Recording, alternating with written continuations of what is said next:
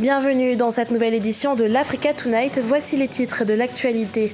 La réforme constitutionnelle approuvée par les députés au Togo. La nouvelle loi introduit dans la Constitution la limitation du mandat du président de la République à 6 ans, renouvelable une fois mais non rétroactive. La protection des enfants, une priorité en Centrafrique où l'on recense 2 millions d'enfants en attente d'assistance.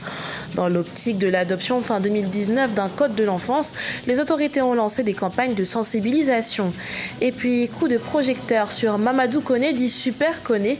Le portraitiste malien des chefs d'État africains s'est éteint ce 6 mai à l'âge de 71 ans en région parisienne. En 40 ans de carrière, il a photographié plus de 800 personnalités politiques.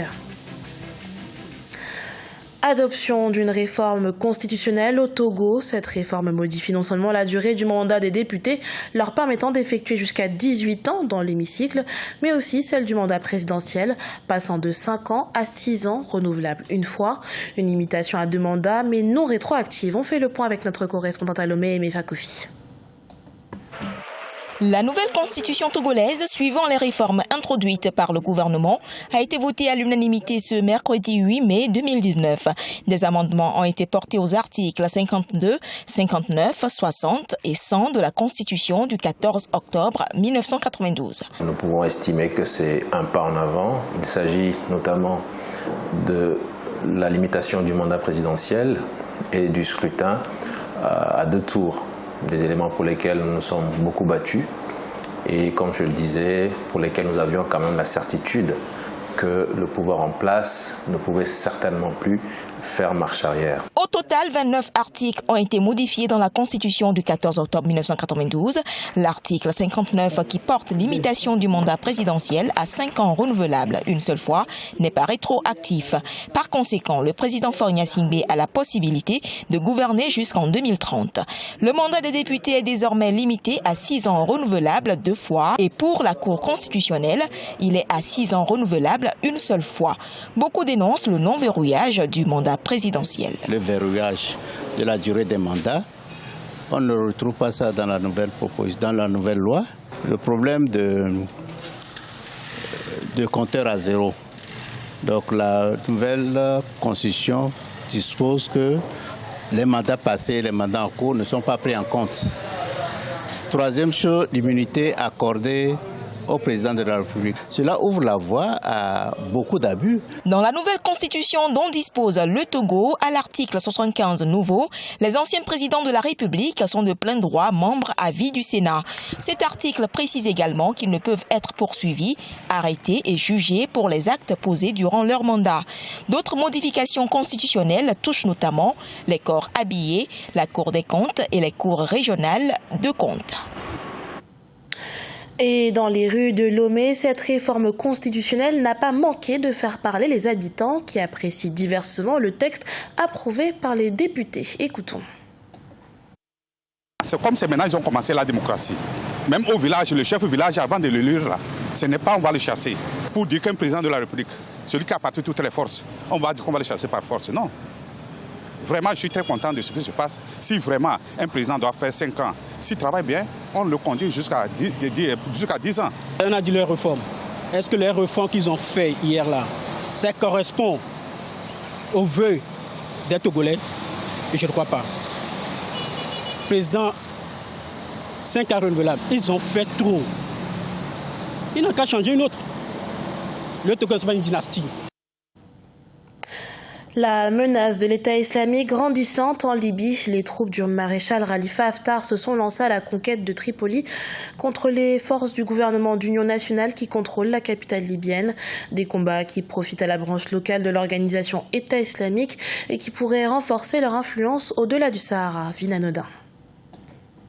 Les forces de l'État islamique se développent rapidement dans le sud de la Libye, alors que les forces les plus puissantes du pays s'affairent dans la capitale du pays, Tripoli.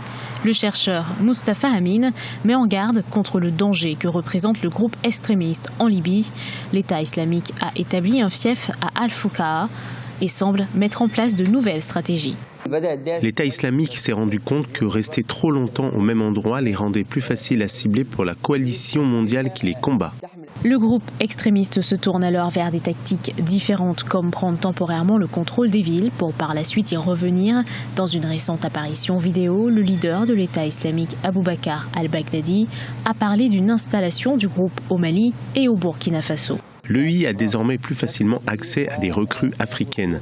La nature géographique de cette région désertique rend encore plus difficile l'obtention d'une victoire militaire décisive sur le groupe. Nous voyons déjà tout le sud de la Libye vulnérable aux attaques de l'EI. Après la défaite de l'État islamique en Irak et en Syrie, le groupe terroriste semblait être arrivé à son terme, mais l'instabilité en Libye a donné à l'État islamique une occasion de se reconstruire. Avec la vulnérabilité politique au Tchad et au Niger et l'expansion du groupe au Mali et au Burkina Faso, l'EI peut atteindre une expansion encore plus importante. En Angola, après une nouvelle pénurie de carburant, Carlos Saturnino a été limogé de son poste de PDG de la Sonangol, la compagnie pétrolière nationale. Un limogeage ordonné par le président João Lourenço, alors que ce dernier l'avait nommé pour réformer la société. D'autres cadres de la Sonangol ont été démis de leurs fonctions, notamment à cause d'un manque de dialogue. Agir pour protéger les enfants affectés par les conflits en Centrafrique, c'est l'une des priorités du gouvernement. Gouvernement qui, en plus d'avoir lancé une campagne de sensibilisation du même nom, est en passe de se doter d'un code de l'enfance d'ici 2019. Nathalie Mo.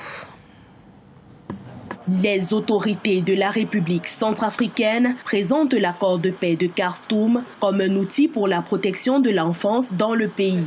Depuis sa signature le 6 février 2019, 155 enfants soldats ont été démobilisés des rangs des rebelles Séléka. Cet accord de paix est déjà salué parce qu'il traduit en réalité la prise de conscience de part et d'autre de la situation de vulnérabilité des enfants. Il faudrait que les parties prenantes, les parties ayant signé cet accord s'engagent véritablement par des actions, par la mise en œuvre, des mesures d'accompagnement concrètes sur le terrain. En République centrafricaine, 2/3 des enfants ont besoin d'une aide humanitaire, un quart est déplacé ou réfugié et des millions d'autres sont déscolarisés, mal nourris et exposés à des maladies, à la maltraitance et à l'exploitation. Des enfants qui ont besoin d'être mis au centre de la résolution du conflit dans leur pays. Il est question qu'on leur présente également des alternatives. C'est des enfants, ils ont des droits, ils doivent repartir à l'école, ils ont besoin de manger, de se vêtir, de retrouver un équilibre familial. Donc au-delà justement de cette volonté, on s'attend à ce que des mesures d'accompagnement soient effectivement mises sur pied.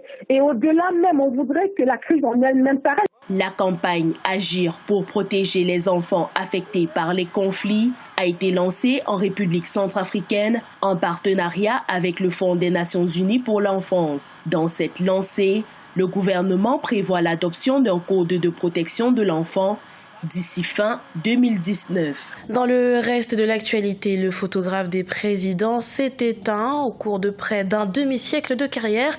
Le Malien Mamadou Koné, dit Super Koné, a vu près de 800 personnalités politiques se succéder face à son objectif argentique. Roi, prince ou encore chef de gouvernement. Vina Nodin revient sur son parcours. Le photographe des chefs d'État africains s'est éteint ce 6 mai à l'âge de 71 ans à l'hôpital de Montfermeil dans la région parisienne. Mamadou Koné, dit Super Koné, a photographié plus de 800 personnalités politiques, des rois, des princes ou encore des chefs d'État et de gouvernement. Je retiens de lui un homme passionné pour son travail, un homme passionné pour la photographie, un homme passionné pour les images. Chaque fois qu'il avait le temps, il se consacrait au cours de ces dernières années à retrouver ses archives. Cet adepte de l'argentique a capturé avec son objectif une multitude d'instants décisifs dans les couloirs des palais présidentiels des capitales africaines. Sa notoriété internationale, il la doit à la sortie de son livre « Coiffure traditionnelle et moderne au Mali ». Il acquiert surtout un succès qui lui ouvre des portes. Sa popularité était liée à sa disponibilité, au réseau qu'il a créé et puis à son côté chaleureux. Vous savez, c'était aussi un homme de caractère. C'est un homme qui n'aimait pas se laisser marcher sur les pieds. On penserait qu'il était servile parce qu'il était serviable. On penserait qu'il était servile et acceptait que les gens lui marchent sur les pieds. Mais non, qui savait dire non aux puissants, qui savait se faire respecter. En plus de 40 ans de carrière, celui que l'on nommait Super Koné a été le portraitiste de présidents africains pour de grandes agences comme l'AFP, SIPA ou encore Sigma Press. Il a pu photographier les pères des indépendances africaines, dont le Sénégalais Léopold Sédar Senghor ou encore le Nigérien Amani Diori. C'était le journal de la rédaction. Merci pour votre fidélité. Retrouvez dans un instant une nouvelle édition de l'actualité sur Africa 24.